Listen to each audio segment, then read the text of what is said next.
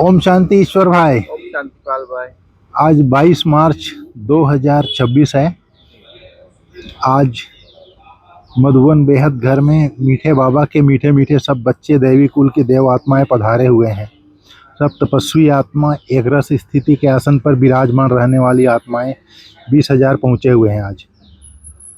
आज 22 तारीख का बाबा का महावाक्य का स्लोगन है, एक रस स्थिति के श्रेष्ठ आसन पर विराजमान रहना यही तपस्वी आत्मा की निशानी है। तपस्वी आत्मा, हम लोगों की तपस्या है ही एक बाप दूसरा ना कोई। और बाबा ने कहा एक रस स्थिति के श्रेष्ठ आसन। अगर एक रस स्थिति का श्रेष्ठ आसन बनाना है तो उसके लिए एक की याद चाहिए।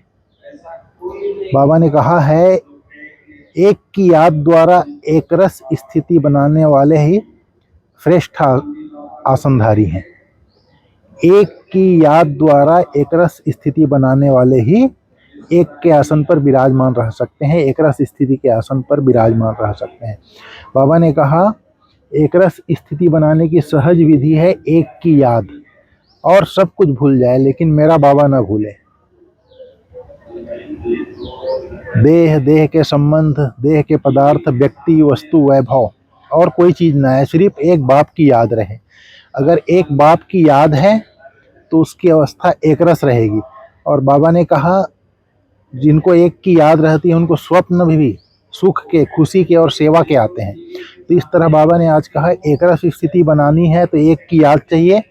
और तपस्वी आत्मा की भी निशानी है, तपस्या है ही हमारी एक बाप दूसरा ना कोई। तो इस तरह से दोनों एक सेंटेंस जो है एक दूसरे का कॉम्बिनेशन है।